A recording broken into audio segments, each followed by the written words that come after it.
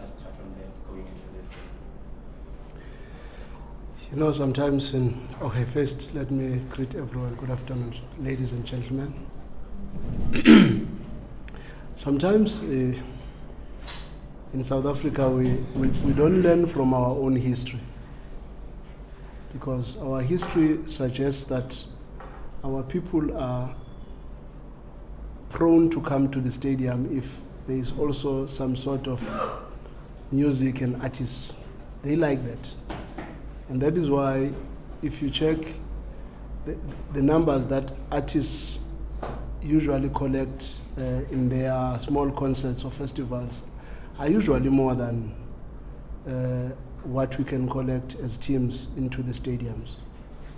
And during the times of Abdul Bamjis and all that, and that is what we were doing. And it was working, our stadiums were full. I remember watching AmaZulu and Kaizer Chiefs, I think it was a Mainstay Cup. The stadium was full. And because that spice was always added into our matches, so I think Sundowns is also trying to bring that back, to always have an artist in almost every match that we play at home, so that those who may not be very keen in football, that you are still trying to bring to football, must have something else to appreciate for coming into the stadium. And I think that is a very, very good idea, to try and get as many people as possible into our football matches, because our football is suffering. I don't know, for whatever reason, not a lot of people are keen to go to the stadium. There are too many supporters, but when you expect people in the seats in the stadiums, they are not always there.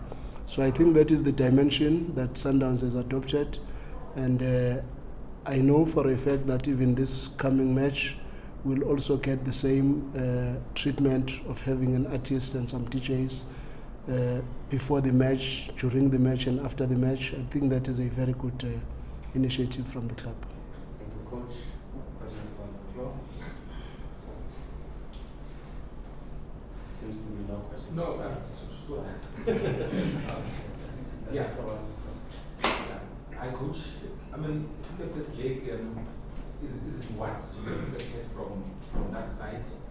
And the result also, is it the way they came at you, is it what you expected more or less? Because we had done our assignment, and we had seen that in as much as they may look very bad in terms of the scoreline, but they still have some very good players. The twins that play up top, number 19 and number 2, they are right wing back, number 4, if I'm not mistaken. Those players have been to trials in the Bundesliga, and that tells you something. So they are not as terrible as people would think. So we knew the structure was going to be 3 at the back with 2 wing backs, 2 sitting midfielders. We anticipated a 10 and a 14, but they did not start with the 14. They started with the 10 and the 18. Up top, we expected a 7, a 19, and a 9. And they were not far off from that. In terms of the scoreline, on the match itself, I think we could have done better than what we did.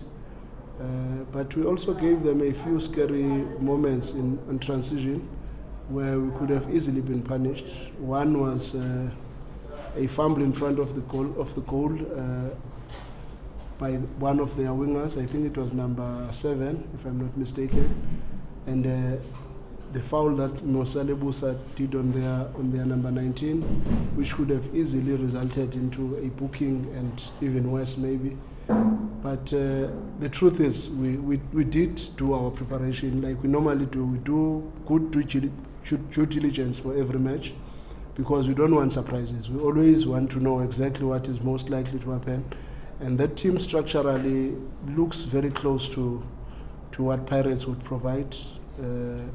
So we knew it's going to be those 2 10s and 1 9, 2 sitting midfielders, and it's the same thing that you experience at Pirates, and also 2 wing backs that are always high and wide, and the 3 centre backs.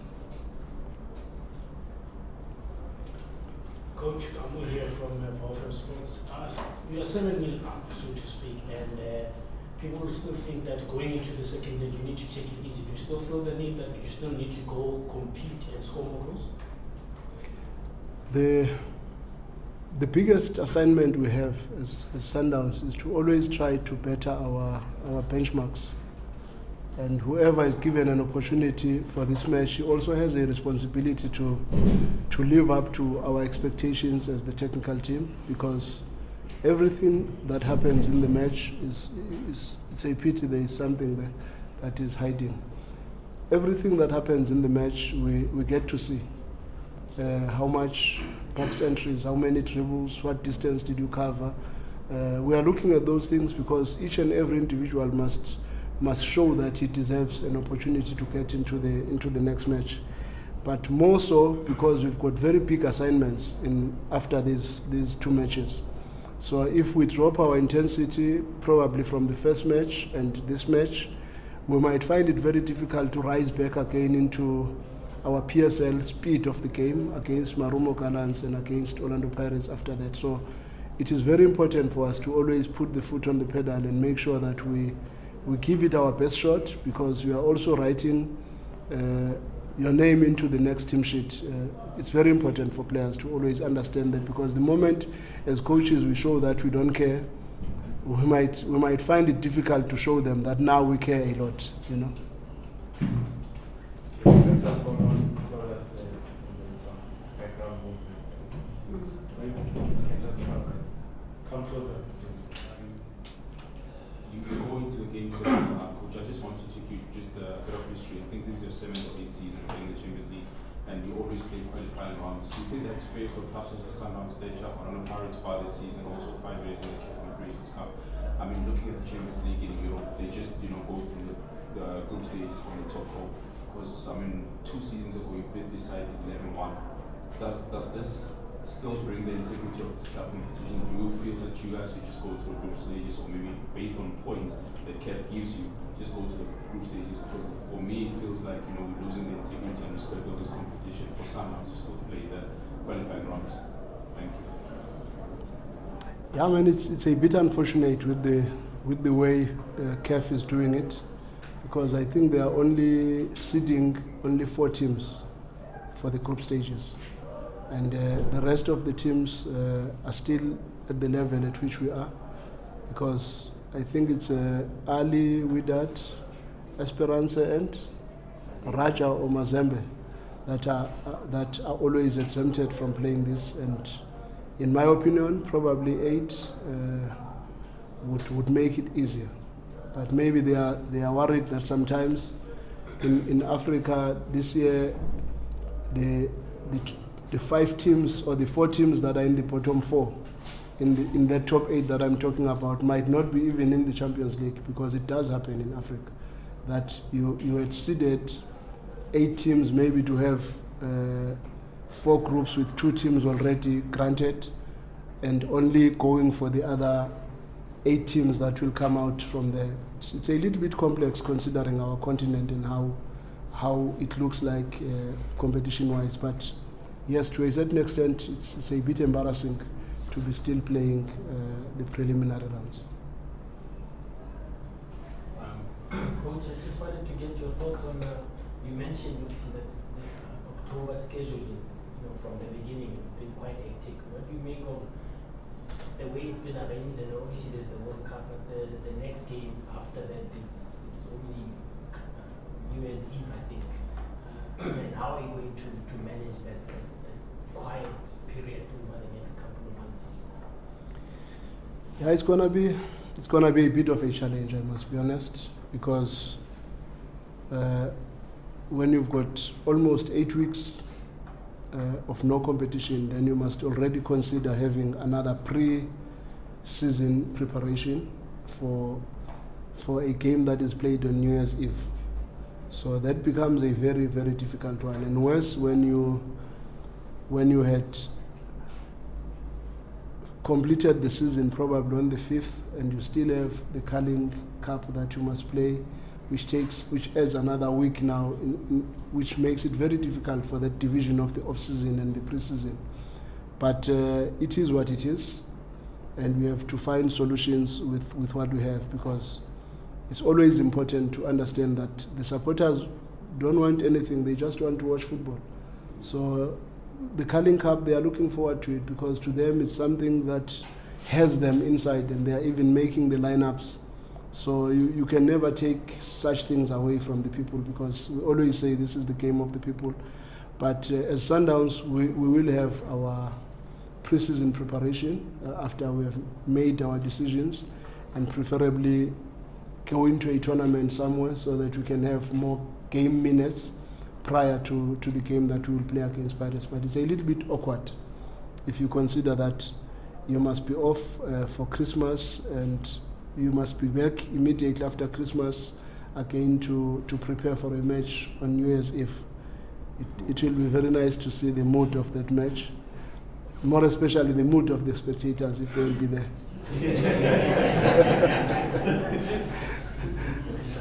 Are there any questions for Mkhulise? Okay, so we're now 10 minutes before Mkhulise for the coach. Okay, so Mkhulise's questions is yourself, then to Karabo, then to Chaka. I just want to know how you felt, obviously, about scoring your first goal for the season against La Paz, and what do you think you need to improve on to become more of a regular in the first team? I was happy to score a goal. Oh. I was happy to score. To try and be a starting player here, I think I have to listen to the coaches. I have to work hard, I have to run, I have to score goals, I have to assist. I have to work hard, that's all. That's what they always tell us, is to work hard and be focused every time. Because whenever you get a chance, you must be ready. Spey, good afternoon. I've spoken to some of your teammates and other coaches in other clubs. They say you're one of the most technically gifted players with the ball and feet, and you would literally walk into another clubs. There was clubs who wanted you pre-season. But how are you handling maybe the frustration of not playing at Sundowns, and considering the demands that this club has? Are you content with not playing regularly? As a professional soccer player, I think kumele uhlezi ufocusile. Kumele uhlezi usebenza kanzima, ube ready ngaso sonke isikhathi, ube ready for a chance yakho, because uma udlalela i-team enkulu njenge-Mamelodi Sundowns yazi maningi ama-player adlala kwi-international la, adlalela ama-national teams. So for mina bekunzima, kodwa obvious bekumele ngisebenze kanzima ngibe ready for a chance yami. So angizange ngikwade because ngiyazi amajita enza kahle siyawina, so okwami ukuthi ngisupport.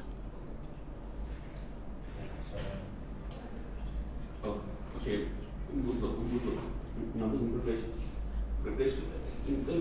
just a question that has people, wondering like myself. What does it mean to you when you're at Sundowns, seeing a team from, the continent not being able to play in their own backyard and coming to play here, their home and away game? Who's the team looking standard separately to Africa, and does it give you any advantage as Sundowns? To be honest, I wouldn't say it means much in terms of the African football, because you must also know some of these countries economically they may not have everything that they want to have, and as it is now, the stadiums that they are using, because they do have the stadiums, but they are not approved by FIFA, by CAF for these Champions League matches and Confederations Cup matches. And that it's a bit unfortunate, because you cannot now fight these countries and teams and say, hey, build stadiums that will be approved by CAF, because you are not assisting with the budgets and all that. And these countries sometimes really have financial constraints, which should be understandable to any African man, because even in our space, we still have a lot of teams within our country that do not even have their training bases, and they are playing in the Premier League. They are respected in their own right. So it is something that we must understand as an African child, that there are some of the things that we are not as privileged as the other continents. Thanks.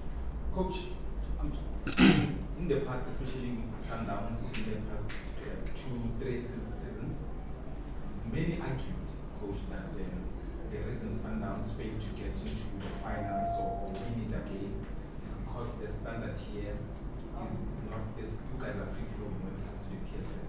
But looking at this season, there's been a lot of inconsistency from teams. But you have a Pirates that is there, you have a Chiefs that won 3 games in a row. Do you think that this season is going to be challenging for the team in the league, PSL? Every season is always challenging for us. We never take any game for granted. We never take any season for granted, because it's only after effect that everybody has got an opinion. That's why they say hindsight is the best side. Because now it's very difficult to know whether Sundowns will win the league or not, whether Pirates will win the league or not, or SuperSport or Chiefs will win the league or not. But immediately when this thing starts to show up at the end, and there is a gap and there is difference in points, then it then looks like it's easy. But the truth of the matter, you're looking at what is happening in the league at the moment, you will agree with me that no points are guaranteed for anyone. And against any team, who expected Richards Bay to be where they are now? Who expected Amazulu to be where they are? Who expected Maritzburg to be where they are? You know, and the truth is, in the PSL, it's dog eat dog. But at the end, it looks like it was easy when somebody has won the championship. But the truth of the matter is, it's not as easy. The only things that we must improve in our game, which I think make the PSL probably not a multi-dimensional team in league, because if you look at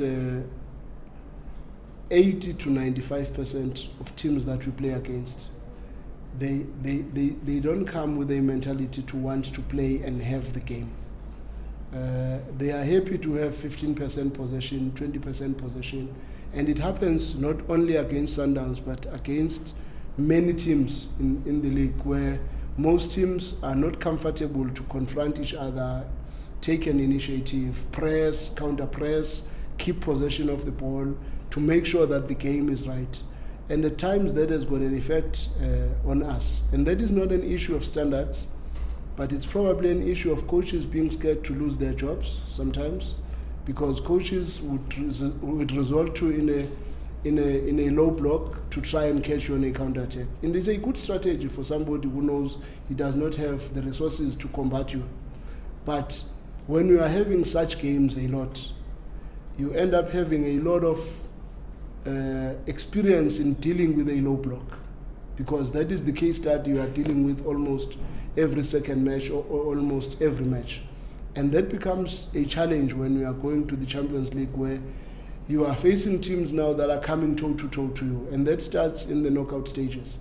And that is where probably the improvement of the teams this season, where a Golden Arrows is putting its foot forward, is pressing from the top. Orlando Pirates does press from the top, though they are winning a lot from transition, but they press from the top.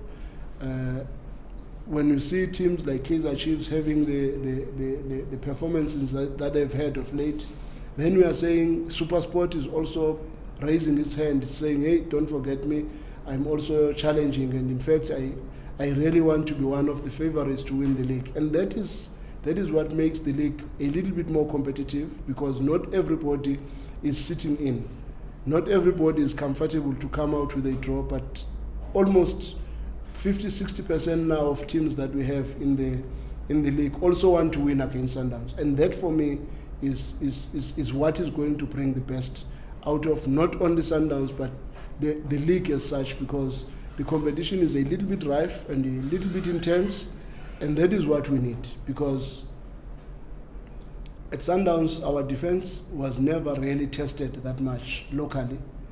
That is why our offensive defenders have always looked very good. But whenever we face teams that are coming at us, you would start to see cracks in our defensive play and realize that not all is rosy, but now I think we are getting the right intensity that we need for football matches.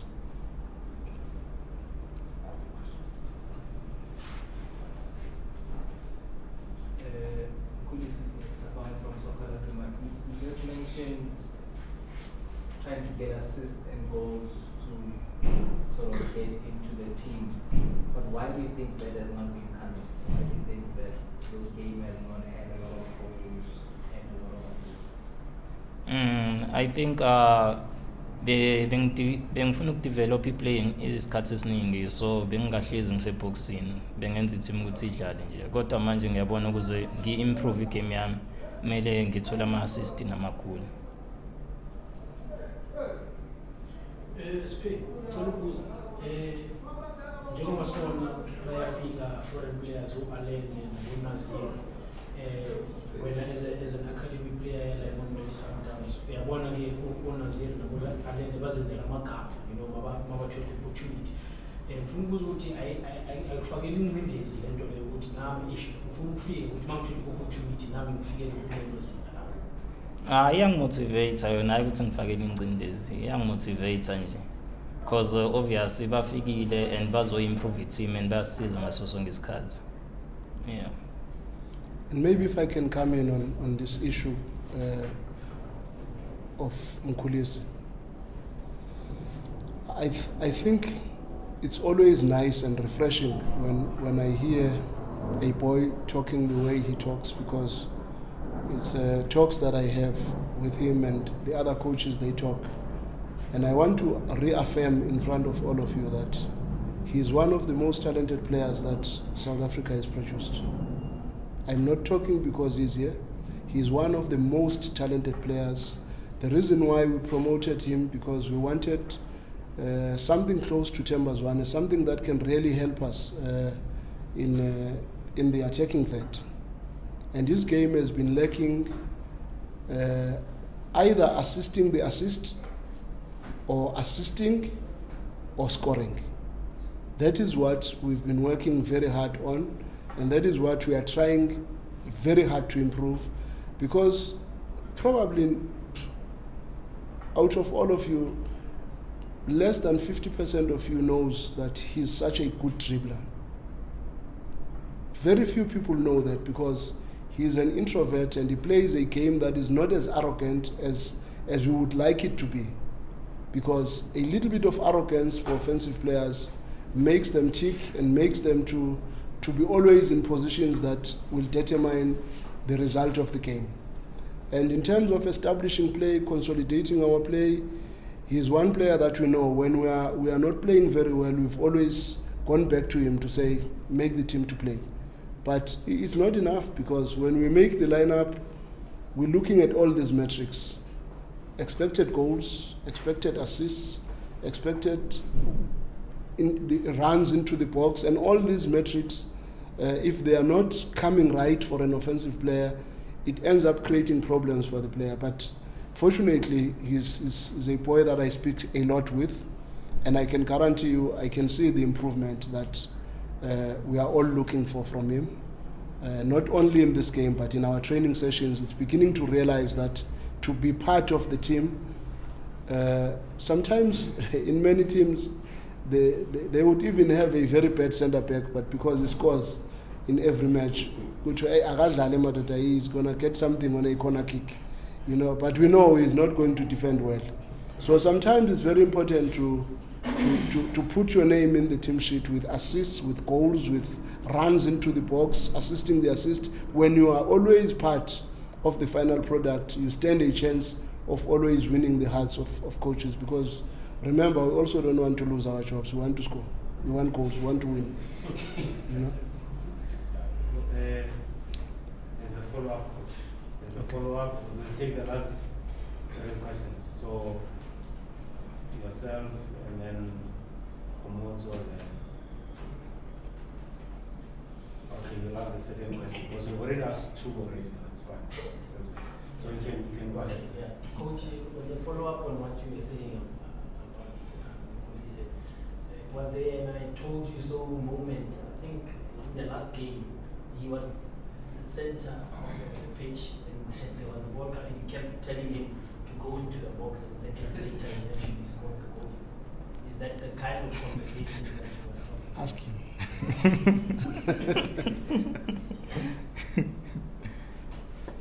He nearly got injured prior to scoring a goal because he went back to his party, this party of playing for playing.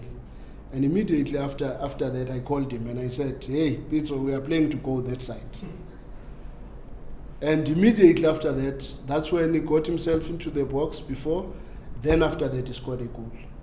Because that's something we are trying to inspire in him, because he is that player in a rondo that will always show how poor other people are in terms of technique.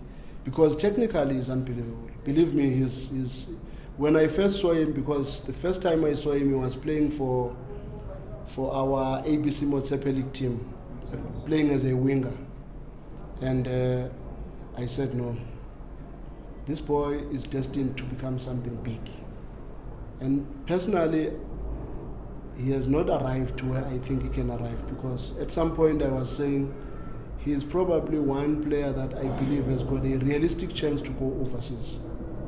And that was even before Opesi went overseas, because I believe technically he takes care of the ball better than many so-called big name players. He's very good technically, but if you are an offensive player but your numbers never count in goals scored, assists, assisting the assist, box entries, high intensity running into the box, and all these things, they never show in your metrics, then the question is, what are you playing for?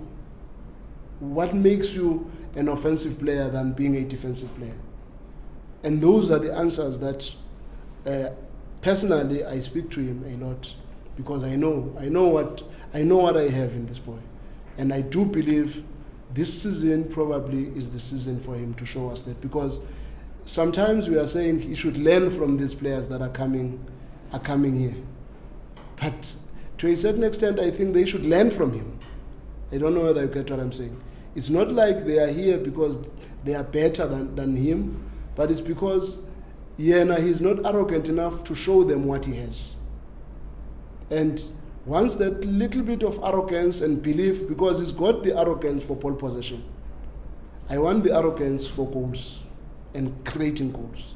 And once that arrogance is at the right levels, I know the kind of a player that I have here, and I'm very confident he will make it.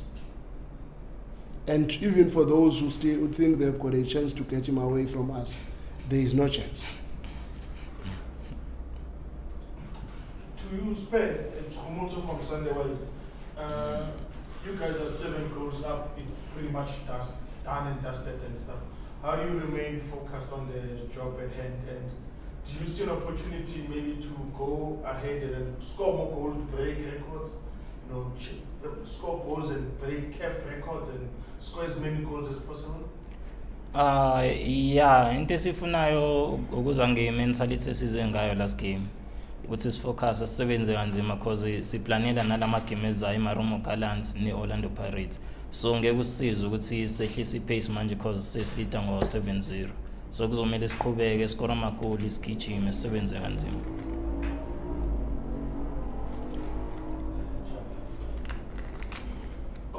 Coach, is something about the young players that you have. Hearing you talk about Uspe, you sound like a father talking about his son.